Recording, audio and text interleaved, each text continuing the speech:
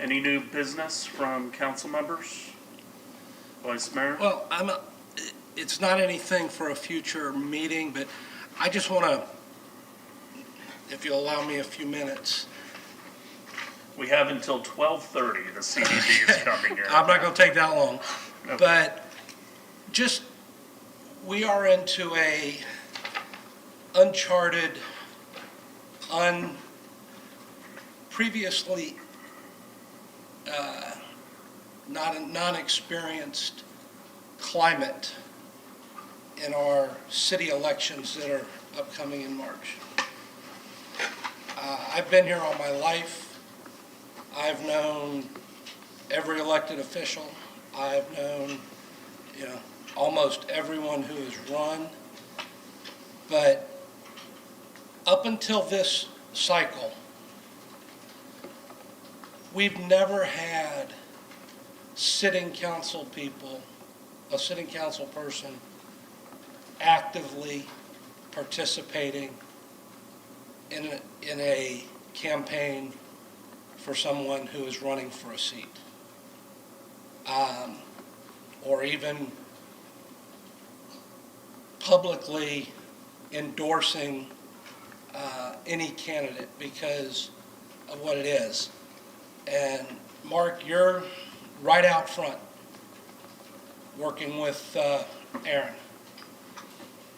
Nothing says you can't do that. It's just never been done. And I'm not sure we're being well served, that the people of Clearwater are being well served in that capacity. But what really upset me was Tracy wrote an article about the trash art, and the article, take it for what it was, that's fine.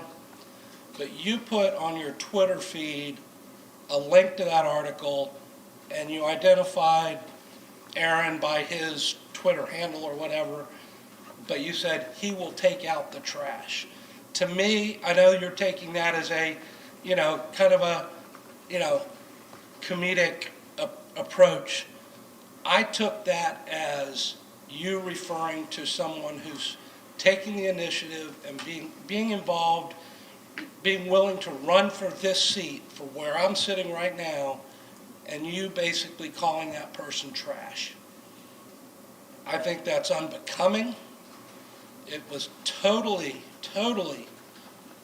uncalled for. And I personally, I don't know how everybody else feels, but I personally believe you owe Lena a public apology for that, because it was totally uncalled for. Well, I don't believe I called her trash. I think you referred to her as trash by saying Aaron will take out the trash. And the article was centered on Lena and the effort she put into the trash from art, or art from trash project that she. But as far as support goes, I could be mistaken about this, but weren't you and some of the other people here part of her some sort of host committee for her campaign kickoff event? I am in a position where whoever wins the seat, I don't have to work with them. I'm in a position as an outgoing person, I have no problem. I have never endorsed or gotten involved in an election while I was sitting here and was going to have to work with whoever wins the seat. And that's how it's always been with everyone else. But if we want to change the atmosphere, we want to change the environment of Clearwater elections, and I'm not sure it's changing it for the better, we can all sit here and do endorsements. Because you want me to do an endorsement. This man right here has done so much good. For him not to get reelected would be a travesty, an absolute travesty for David not to get reelected. That's my opinion. For the people that are running in my seat, I mean, I know all three people that are running. I know pros, I know cons about every one of them. If you want me to say it, I'll say it right here. I think from the body of work of each of the three candidates running for my seat, I think Lena by far is better qualified to sit here. this point in time. But I don't have to work with whoever wins. You do. You're actively working with Aaron. If Aaron doesn't win, Lena does. What is Lena's incentive to, you see something you want to get done. What is her incentive to say, yeah, I can help you with that? When she doesn't have, yeah, I wouldn't have the incentive to do it. But like I said, Clearwater elections have never created that atmosphere. And if that's a road we're headed down in the future, I don't like it, and I'm not happy about it. So, and I just wanted to get that off my chest and have it be said. It's certainly not a road that I've addressed here, but it certainly seems like you have now. So you've upped the ante as to this. I expect if Lena gets elected, she'll act professionally, as will I. I'll be happy to work with her. I'm just saying there's never been a sitting council person actively campaigning and working with a candidate. Now, they can privately tell people, yeah, this is who I think is a better candidate and that kind of thing, but not making campaign appearances with them and doing things of that nature. It's just not something that has ever happened in this city, and maybe happens in other cities. It does happen in other cities, but I think Clearwater, one of the qualities of Clearwater, what makes Clearwater the quality place it is that kind of stuff has not happened here. That's not been the environment that we've had to exist in, and I'm getting old, and whatnot, but I just I'm not thrilled with it. Let me just ask, have I overstepped my bounds here? No. By these actions? Let me answer that in a couple of ways. We'll talk more about it privately. Sure, just a couple of general thoughts on this. So, number one, just to make a general observation, I mean, council members, of course, in your private capacity, have the ability to either endorse, not endorse, get involved, not get involved, etc. So you have the same First Amendment rights as any other citizen, and in fact, in many ways, should have greater First Amendment rights because you've been elected by the people. So to the extent that any of you wish to get involved in campaigns or don't wish to get involved in campaigns, you're welcome to do so. The second thing I wanted to say was that we do have a council rule talking about making endorsements from the dais, and so I would encourage each of you probably to be careful to make sure that we're not endorsing from the dais, because we do generally tend to keep that separation between when you're on the dais versus when you're out there. Those are really the only two comments that I would make at this time. Thank you. Like I said, I never said that you didn't have the right to do it. I'm just saying that's not been the way in which it's happened for years and years and decades.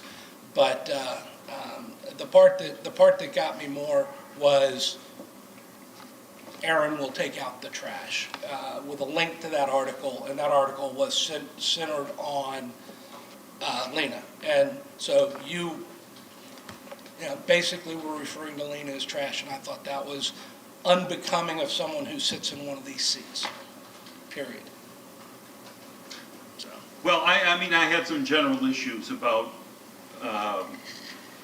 her use of these projects to put money in her own pocket and, more importantly, to promote herself, like with the video that she made promoting Clearwater. Well, she was essentially the co-star of it, with her name in the credits everywhere. So it was promoting her as much as it was promoting Clearwater, and city funds went toward that. So, but I'm not saying that this is, DDB funds. Okay. Well, that's not the same, so Thank you. make your language correct. I appreciate the correction there. So those, those are things that I have not brought up at a meeting previously, because there's been no need to. But I just wanted to respond to what you're saying here. But I understand, my intent was never to use this dais to promote any candidate. In this situation, Aaron actually helped me get elected, making appearances with me, doing videos with me. So I thought it was unfair for me to not show up and say hello to people at his meetings.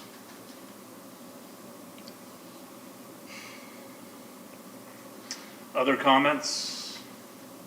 Councilmember Beckman. Well, I have a list of comments, but I'm going to follow up on that. I am just shocked that that conversation just took place.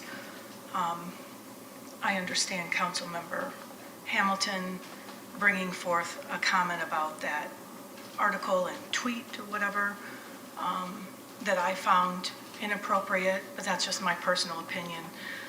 But to further the discussion and campaign for a candidate from the dais is, I feel, unethical, and as Mr. Margolis said, against our policy.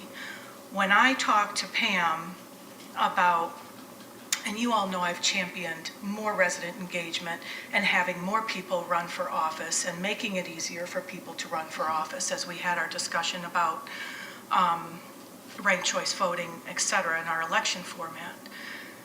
When I talked to Pam about candidates who run and my part in that, you know, she advised not to actively campaign or endorse anyone because you don't know who you're going to be sitting up here next to. And I have made it a point not to do that. And I don't. And, you know, as the article that came out yesterday, Tracy's article about me out knocking on doors to engage voters, check on voter registration, let them know about our election. You know, every once in a while I'll ask, well, who do you think I should vote for? Who would you vote for? And I say, you know, we have a number of candidates. Go to our city website, check them out, do your research, and make sure their values align with your values. And that's exactly what I say again and again. And for you to say, Councilmember Hamilton, that you are, you know, people don't publicly endorse candidates up here from the dais, and we've never done that way. I will say that people have endorsed publicly with a host committee, with videos right now, and that's their choice. But for me, I am not doing that. And so for you to say it's never been done is not correct, because it's going on right now. And that's just, I just wanted to make that clear. As far as really important things that I have on my talking list for future meetings. So I'd like us to have a meeting about the Clearwater Development Board representation and recommendations from CNC for a seat at the table to represent residents. The CNC made a presentation months ago about having a resident on that board. Perhaps a first step could be a non-voting resident, but I'd like to have that as a point of discussion in a future meeting and a really upcoming next future meeting, because as you know, we have appointments to be made on that development board in February, and our residents have concerns as expressed by the CNC. I'd like to have a discussion about our policy about the limit of benefits we receive from the city. Benefits as city council members. When we get free tickets, comp tickets, things are sponsored, you know, should we have a limit on how many free tickets we get to events? And should there be parameters on that? And I'd like a discussion about why those free tickets are at the, you know, under the guise of the Clearwater Gas Company and not just the city of Clearwater, believing in that organization or that event for example, Habitat for Humanity, when we had the Havana Nights, those tickets, I think, were $150 or $200. I fully support Habitat, but I wrote the check because it was funneled, went through the gas company, which I understand is a legitimate way to do it, but I question our, and this is part of the discussion, but I question the amount of money we put for advertising and promotion for the gas company when we have green print goals to reduce carbon emissions. So it seems like they're conflicting a little bit. I think that would be an interesting discussion to have. I would like to make a request and figure out, in my meeting with Mr. Margolis this week, but residents are clamoring for lower speed limits on Drew Street. We've had, and when I made my notes on this weekend, Saturday, Sunday, whatever, I had in here that we had, in the last couple of weeks, 2 telephone poles were crashed into by vehicles on Drew Street and had to be replaced. And as I'm writing this up, I think it was Sunday night or Sunday evening, I got a text that another pole was hit on Sunday with a loss of electricity in the neighborhood. And so I'd like us to, wherever we own, whatever part of Drew Street we control, I'd like those speed limits lowered as much as we can. And I'd like us to send a letter to FDOT to ask them to lower those speed limits on their sections like now. Well, we only own Myrtle West, which is not where the problem Okay, right, is. okay. All right. So, just point of Thank you. clarification Thank you. on that. So, again, could we send a letter to FDOT requesting and a vote on it so people know which council members are in favor of that and which aren't? I have a couple things, but I had mentioned in I think our December meeting to see our lobbyist group step up to help us with resident engagement, especially as we have the legislative session going off to a roaring start. And so maybe an update on what are those possibilities and what can we make happen in the next 60 days or so.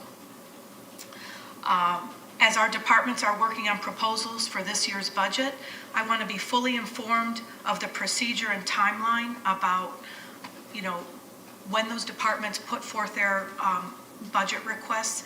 And I'd like a presentation on that before the council in a work session so that residents know how that money is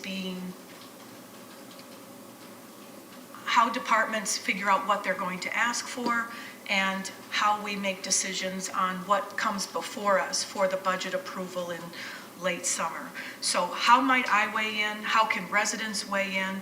And I want to be aware of what's going on in the front end, especially related to ARPA funds. So 22.4 million, I know we've got 11.2. I don't know if we got the second tranche and it's sitting there, but we have a lot of money and I'd like to know what's going on behind the scenes and how that is being navigated.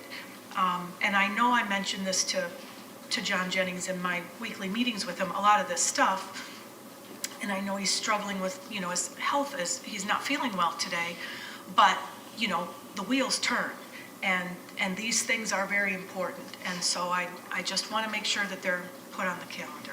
And then the last thing, this super light and fun, maybe, don't we have Go Bucks banners that we could stick out on the old City Hall? Like, is it time to put those up right now if we want to do that?